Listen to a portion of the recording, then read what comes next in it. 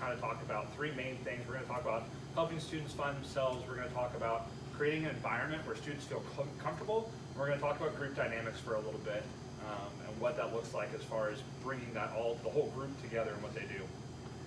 But first, let's talk about who we're serving. We've got middle schoolers and high schoolers. Middle schoolers are starting to live into individuality for the first time, really. They're no longer kind of all doing the same things, all attending the exact same class with the exact same teacher.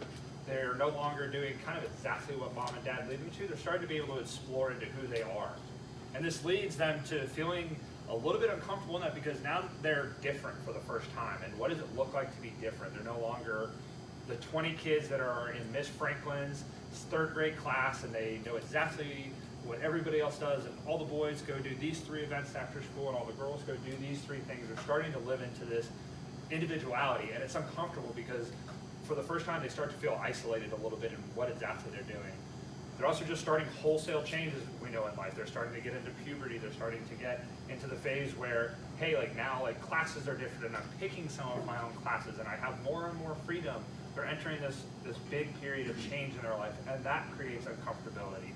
And they also start to have a little bit of a lack of confidence in who they are, what their identity is, because now it's changing rapidly. So while they might not be, lacking confidence in themselves, what they might be lacking confidence is who that self is.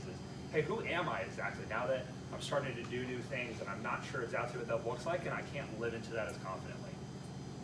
High schoolers do deal with some of these same issues, but a little bit more so. They've started to identify who they are. They know some of the things they like. They know some of the things that they do. They've found the people that do those similar things, and they've created social circles. And they found comfort in those social circles. In movies, we talk, you see a lot about cliques, and oh, well, this clique does that, and this clique does that. And I think about, the movie Mean Girls, as they're walking through the mall, and they're like looking at the different people in the mall, and they're talking about everything. And there's safety for high schoolers in their social circles. They're more settled into their identity, but yet they also are still starting to discover what that is. It's shifting a little bit, and it could shift really rapidly. You could have a student who's really been interested in music for a long time, but something happens in life, and all of a sudden they drop out of band and they're not invested in music anymore. Now they pick up something entirely different, and it completely changes what their identity is. So they are still dealing with a shifting identity, but not quite as much as high schoolers. They're starting to find some more comfort in that. For high schoolers, social media probably plays a bigger influence than middle schoolers as well. For high schoolers, they're looking on Instagram and they're looking at the filtered lives of everybody around them. They're identifying the perfect vision of the things that they're following. If they're interested in cooking, they're following star chefs, and they're seeing the lives that these chefs are living. And if they're interested in music, they're following these musicians and the lives these musicians are living, and they're being influenced by this heavily.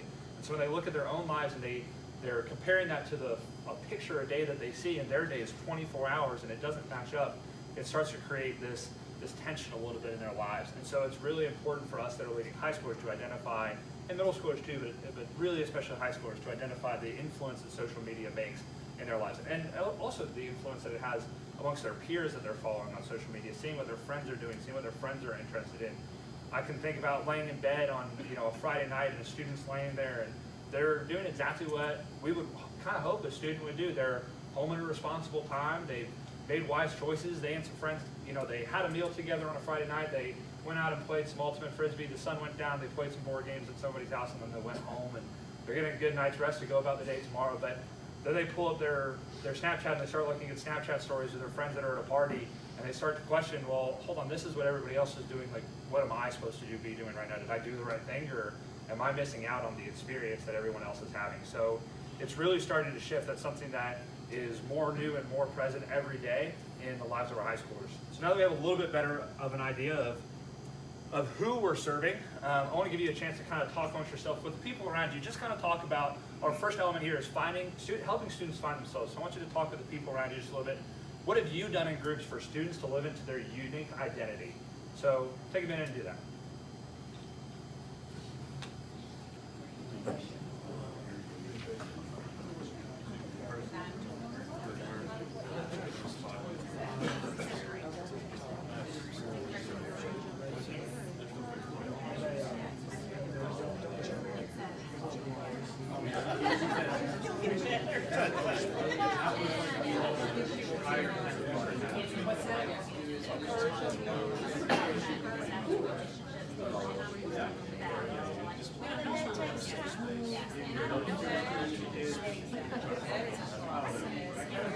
So, 7th grade, there's like,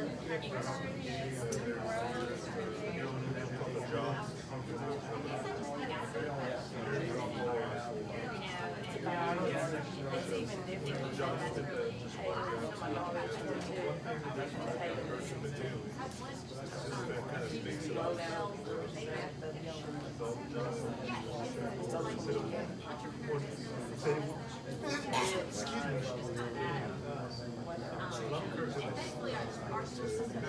It's even different. Just so they can know not for anything else, but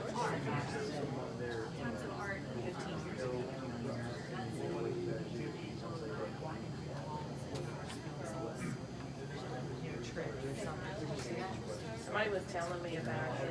It's pretty powerful. It was fun. It was a little embarrassing that it happened, but You went home and you forgot about it. It was no longer there. And when you came back out, you came back to school the next day, and it was gone. Yeah. That something happens. That's they're all.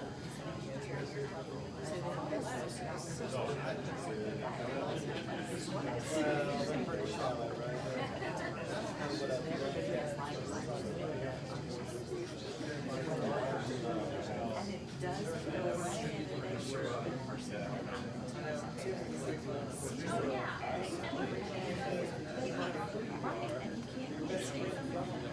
he goes home. I think he went home, and his sister said, "You're a dork. You spilled your drink." Because it was all on social media. You're back to she's about to die. He was on the train. Everybody would laugh. And they'd be like, I'd always be my freshman year, I'd always be here. Oh, I was on the train. I was trying to find my time. But now if you drop it down, everybody's all over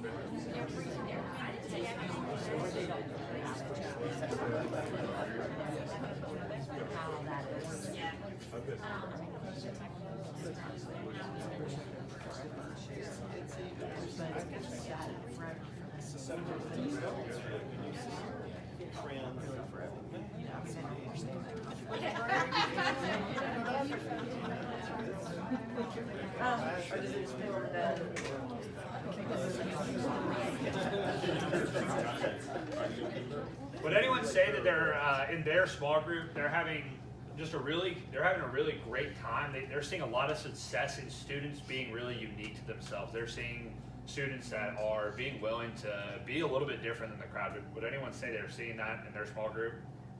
Some, yes.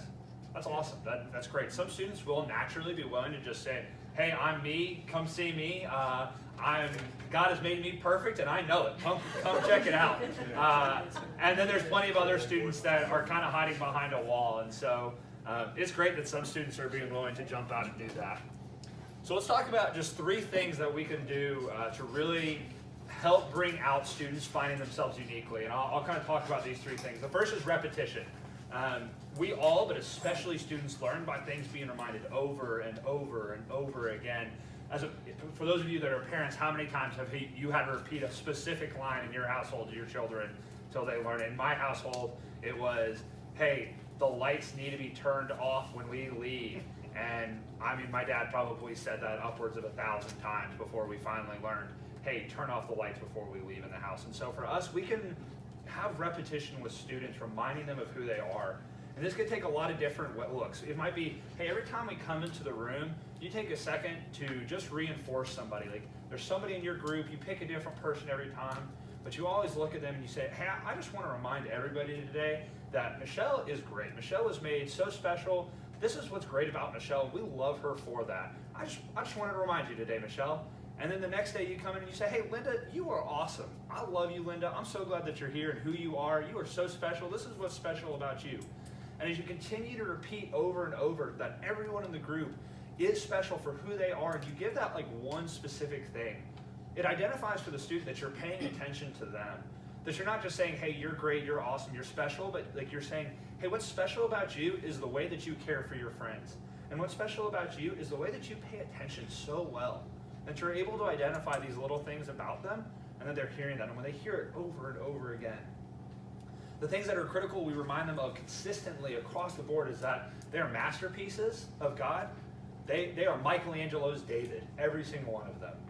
That they are heirs of the kingdom, that they are children of God, that the creator of the universe looks at them and says, you are good and I love you. And when we remind students of that consistently, every single week, it starts to stick in their head. It's hard to ignore something you're hearing consistently. It's hard to ignore the things that you're hearing. And even though that they might not believe it at first, even though it might seem at first like, yes, I know, you say it every week, I'm special, I'm a masterpiece, but like at some point they're gonna start questioning that, but they're also gonna remember, Miss Allison has said that that's different.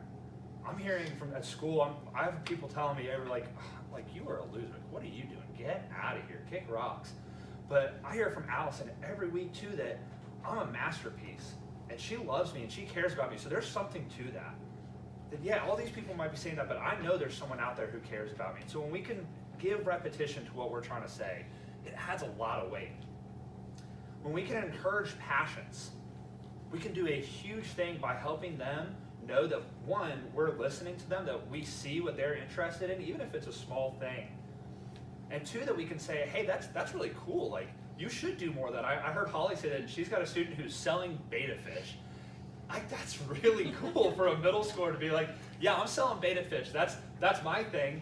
But that we can encourage that and encourage them like, hey, I love that you have this spirit of taking charge and trying to do something different. I love that. You should do that. Because that student has probably also heard from somebody, you sell fish? That's weird.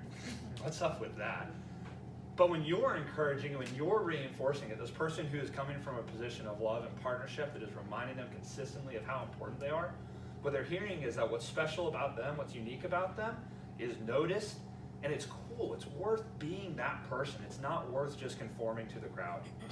And the third thing that we can do is just small visual reminders. My small group that I grew up in, this was kind of right as smartphones were becoming popular, or even when we were end of middle school, beginning of high school, it was more like iPod touches, but your screensaver was a big thing. Like, what's your background gonna be?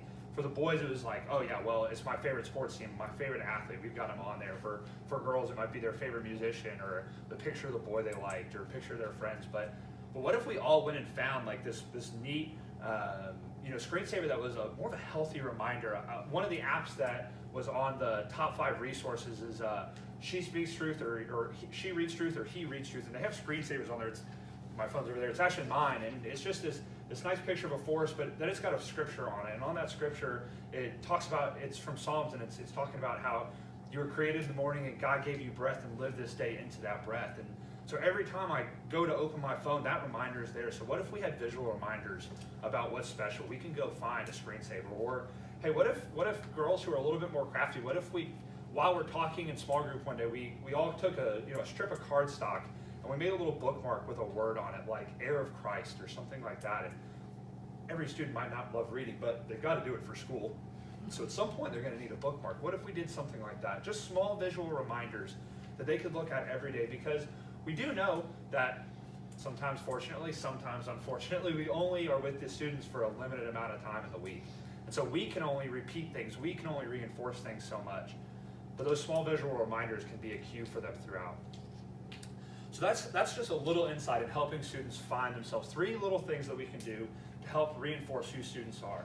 Now ultimately, the big picture here is we've got to talk to students, we've got to hear students and notice students. But once we've done that base level step, if we repeat who they are and reinforce who they are, if we give them those visual reminders and encourage their passions, they're going to know that a person who they look up to is really reinforcing those, and they really care about them, and they're noticing it, and it's special, and it's worth living into, rather than just taking what they're being fed from school or from extracurriculars or from home. So let's go to next and have a quick conversation again with those around you. What's the environment that you desire in your small group? So go ahead and take another minute or two to talk about that.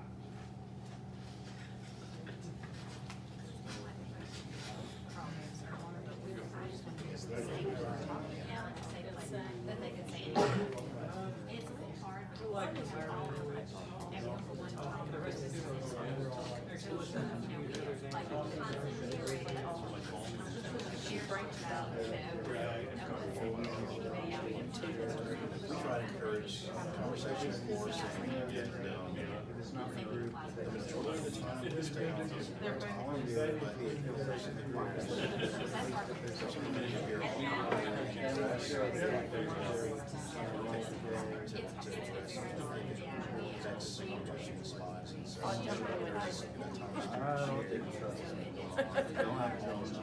Oh, well, you listen to us. Don't feel like we're shut down. What grade do you teach? What do you teach?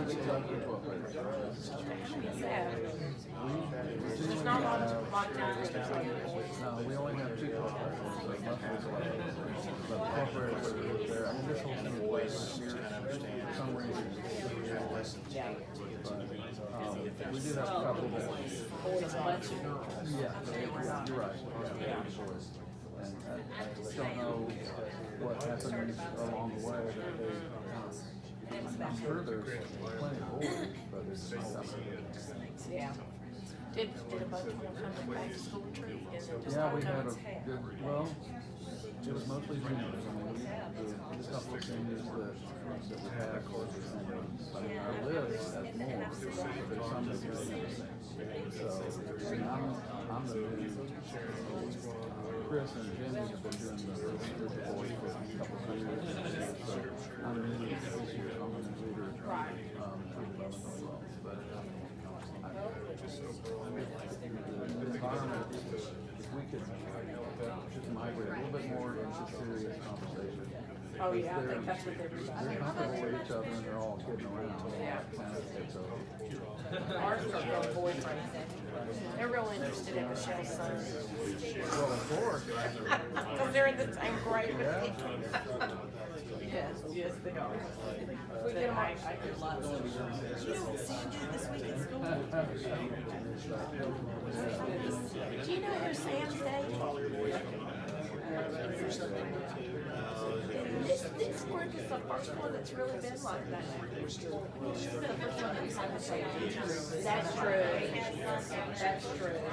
Yeah. She had to leave. No, I never had that.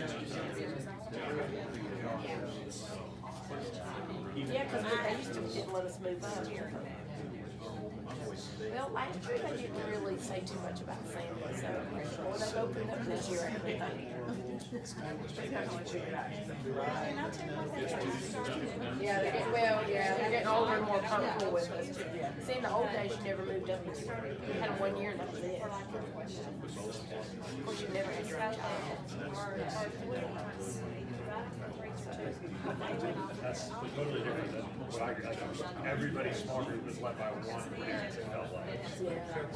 Which, to a degree, is still nice. I just because it was Christmas week, my school group that I grew up with, we still get together and go have breakfast over at our leader's house like the day after or 2 days before Christmas, or kind of however it shakes out. So it is kind of convenient. We can all just go over to the big man's house. One of them's already there. He's our leader. Miss Patty is practically our other leader too. So. 10 years ago, when I volunteered to come over here, my daughter was in the 7th grade.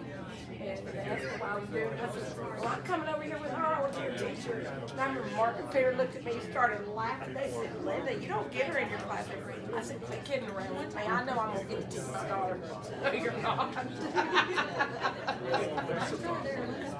Listen, I'm not going to tell you that. But Well, I hate to cut everybody off, but for the sake of time, we'll move on. But I hope we have an idea of what we want the environment in our small groups to be. Because if we're not sure of what the environment is, then it's going to be hard to establish that. If we don't know what the end of the goal is, it's going to be hard to get there. Think about taking off on a race and not knowing the end, just kind of running the streets until you found a finish line. It would be probably that you would end up running a lot longer. I've got a friend where there was this race and you could sign up for the mile or the 5K. It was just kind of this like fundraising, fun run, and she like took off and she was running the mile. That's what she signed up for. But she missed the direction sign for the mile, so she started running the 5K route. And she just kept running, and everybody was like, "You're getting close, come on, you're rounding the turn, you're like halfway there." She's like, "Half a mile, this feels so much longer." By the end of it, she runs an entire 5K, is just exhausted. Day is not how she expected it to go, and it was all because she kind of missed the sign. She wasn't quite sure where she was trying to get to at the very end, and so we got to know where we're going to get there. But let's talk about a couple things we can do to create the environment we want. The first is to set the standard. Our students aren't dogs, but for the example here, there's two kind of fences you could have for a dog. You could have a wooden fence in your yard, or you could have one of the electric fences. And if you have a wooden fence, the dog understands exactly what its boundaries are. I know this is my yard, I know this is where I'm safe, I know I can do what I want within the confines of this wooden fence right here, I can see it.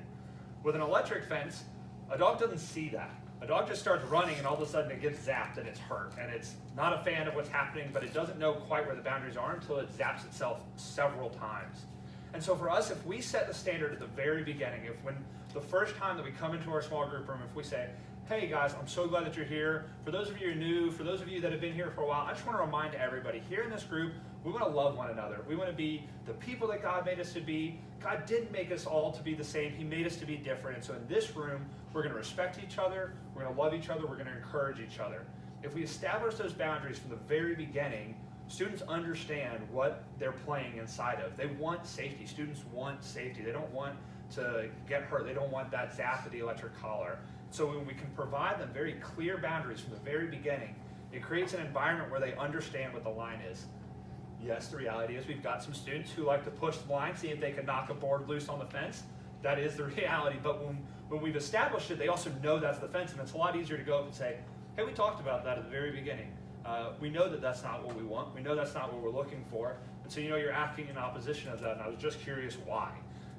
So it enables us to be able to say, "Hey, look, you knew what the boundaries were. You knew that wasn't something we do in this room, in this group, and so that's something that's got to change, okay?"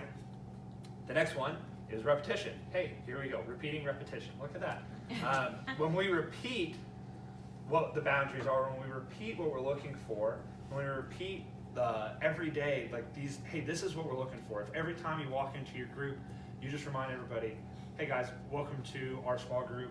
This is a place where you're loved, where you're safe, and you can be yourself." They hear that consistently, they understand that that's the environment that they get to be in. The next is to be the example. We can't be people who ask for vulnerability. We can't be people who ask for love or comfort or for willingness to share if we're never willing to do it ourselves. It doesn't mean that we need to open up and read them the entire encyclopedia of us. They don't necessarily need to have every time the nitty-gritty details, but what it does mean is sometimes when we say, "Hey, what's hard in your life right now? Like, what's the hurt in your heart at the moment?" And a couple people might be sharing, and you feel like, "Man, I can see right over there. I can see that Tom wants to share, but I can see he's a little uncomfortable," and everybody else's answers have been like, "Oh, like my mom's sick, but it's just the flu. She'll be fine, but it kind of makes me sad." If you can step out on a limb and say, "Hey, right now what's hurting my heart is my son and I, like, we've been fighting a little bit recently, and I want my son to know that I love him, and I don't know if he quite understands that right now, and that's just what's hurting my heart." Like, you have stepped out on a limb and you have been so real with them. Now, you of course need to think about the age appropriateness of your group, but at the same time, like, the level of vulnerability that they're ready for, that's the level that they'll open up to as well. And so we've got to be the examples in loving one another. We've got to be the examples in being vulnerable. We've got to be the examples in whatever that environment we're looking to create is, because they'll follow the leader and you are the leaders. And the last one is encouraging differences. I use the analogy of a baseball team or a band a lot. If a baseball team had 9 pitchers, it's going to be a terrible baseball team. You need different positions. If a band was made of 5 people that played the bass guitar and no one can sing and no one can play drums and no one can play the electric or acoustic or anything like that, it's going to be might have a good jive to it. Everybody can tap their foot, but that's all you're doing. There's nothing else but just the baseline set. We got to have different pieces. And so for our culture and our room, if we're encouraging students to be themselves, we need to encourage those differences too and say, "Hey, look, it's great that some of us are different. It's great that some of us are interested in different things because it strengthens the group." I grew up in Nashville, and there's a lot of people interested in music in Nashville. If you didn't know that, you did. And so the vast majority of my friends growing up, they were people who played music. And there was a long time that I kind of felt like I was the outlier in my group because they'd all want to go, like we'd go on a retreat and they'd all bring their instruments and go play worship after sessions, and I'd sit there and I couldn't even contribute to singing. I got to hum in the background because that's the musical gift that I was given. And so for a while I felt like I was left out, but what I realized was, hey, what if this hasn't happened yet, but what if down the road that I got to be in a church where I got to, these people that I grew up with and that I love, what if they got to play music in a church, and I realized that my strength is not that, but my strength is in teaching or in other areas. What if we all got to work together as a body? It's great that our students are different. A great small group isn't made up of 9 pitchers or 9 bass guitar players. A great small group is made up of people who are willing to say, hey, we're all a little bit different here. We've all got to contribute to the team to make it happen together. It's a little counterintuitive to point out the differences, but in a sense, that's almost what we want to do, is point out the differences and remind them that it's really healthy. And so for our last group, again, just take 1 minute here. We're going to have to go quick for the sake of time, but for our last one, we're talking about group dynamics. So when thinking about your group, would you say they are naturally cohesive? Does your group just naturally get along together? Or would you say that it's just a bunch of individuals who meet in the same room at the same time? There's not a lot of natural group dynamic there. Your group is kind of a little bit resistant to being cohesive, to being one. So again, take another minute here to discuss. I think they are too. Even though they're from different schools, they're different roles. I think they're pretty cohesive. I think it helps that they've had them 2 years together. It's got them together. Brady, you too. Oh, okay. So this is your first year with them.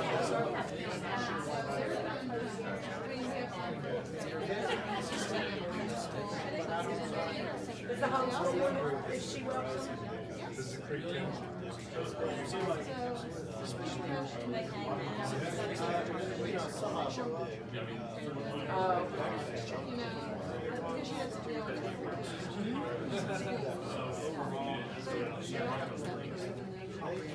That's good. Ours is pretty much just a mix of discovery and discovery. Yeah, we don't have it real bad. Do we have any private schools? I don't think we do we?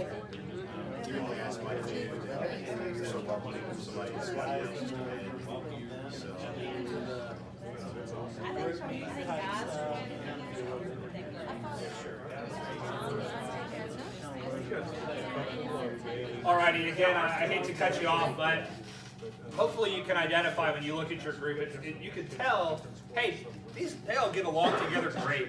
Or you can tell, hey, we've got to get a little bit of glue in here. We got to stick together a little bit better. So if your group gets along really well naturally right now, this bracket isn't quite as much for you. I'm really happy for you. Some of us are a little envious of you, and keep encouraging that dynamic. But let's talk about split groups for a second. Groups that aren't quite together. In my mind, there's 2 types of split groups. There's factions and there's fracture. So factions are, this for a lot of us is probably what we're experiencing, because there's a positive and a negative, what I've noticed in this town, and they're it's the same thing. It's that we have 2 schools. You're going to Liberty or Discovery, you're going to JC or Bob Jones. Now, there's Madison Academy, there's Sparkman, there is a little bit more, but here at this church, what I've noticed for the most part is people fall into one of those 2. And in a faction situation, you might have a group where you've got 5 that go to Liberty and 5 that go to Discovery. And the 5 that go to Liberty hang out and they see each other all the time, and the 5 that go to Discovery hang out and they see each other all the time, and you're not seeing a lot of party lines crossing there. There's just you almost have 2 small groups in your small group. And so what we want to do here, the aim of here is to essentially to split up the factions. We want to get them interested. So it might be that the 2 groups sit next to each other every time, and what you've got to do is, hey, every time when we come in here, sit next to somebody different. Don't ever sit next to the same person back to back. It might be that, hey, we're going to do this activity, and you've got to find somebody that goes to a school different than you. The interest lines might be split along, like what I experienced. Hey, it might be that we've got a group that's interested in music and a group that's interested in sports, and they don't cross. And so we've got to find a way to get them to talk to each other. So our aim here is that we want to find ways to split up the factions, because, and sometimes this too is based on personality, just extrovert, introvert. And in that case, hey, go find somebody different that you don't spend a lot of time with. We want to encourage them getting together, and we want to encourage splitting up of the 2 or maybe 3 groups that we're experiencing. The other is the fractured, and this is where you seemingly just have no connection. And this kind of goes back to that you're a bunch of individuals in a room, and so you might experience this if you had just a real wide breadth of schools, or a wide breadth of interest, or a wide breadth of personality. And this is a little bit harder to solve. This comes along with us just finding one small piece of commonality. This comes along with us having to find what the glue is going to be. The good thing is that students, there's some things that pretty much everybody's interested in. If we can start finding like, hey, you all like this movie. You all love Spider-Man for some reason. Like, none of you have been interested about anything else, but I've noticed that you all, in different times, have talked about how much you love Spider-Man. So, hey, we're going to take 5 minutes to talk about Spider-Man right now, and you're going to find out, like, oh, other people in this room are interested. It's kind of like starting the process of getting it warmed up. You know, if you want to cook a great steak, before you cook the steak on the cast iron or put it on the grill, you got to take it out of the refrigerator, and you got to let it get to room temperature. And so sometimes we got to kind of bring the group up to room temperature before we can start really getting cooking in there. We've got to find ways, just the little things. Sometimes it really does just starting at ground zero and finding the smallest thing. Sometimes ground zero for us, like, hey, we all love Jesus, so let's start there, okay? Let's talk about how Jesus has done something in our lives. And we just start with, hey, 9 out of 10 of us all went to back to school retreat. Let's talk about one cool thing that happened at back to school retreat. Just finding the little things to start bringing commonality together. And the last one is we want to be a carpenter. We kind of want to give people a reason to belong, and we want to find a way to help them fit together. So kind of what I mean here by that is if you have a piece of wood and you're a carpenter and you're trying to put some pieces together, just a plank of wood and a plank of wood doesn't make a table. You've got to kind of give it some cut, and you've got to make sure those pieces line up and you put the staple together. And so sometimes we've got to do a little shaping. Sometimes we've got to kind of cut in the corners that they fit all right, and we take 2 pieces of our group and we put them together and we make it a whole group that becomes the entire piece of the table. And that takes a little bit of work sometimes. It is that there's a little bit of responsibility on our part. So thank you again for being here in this breakout. Hopefully that this gave you a little bit of insight that you were looking for, and it wasn't totally off the book, and 5 minutes in you were like, oh man, I should have gone to Stacy's. What am I doing? The good news is you can still go to Stacy's.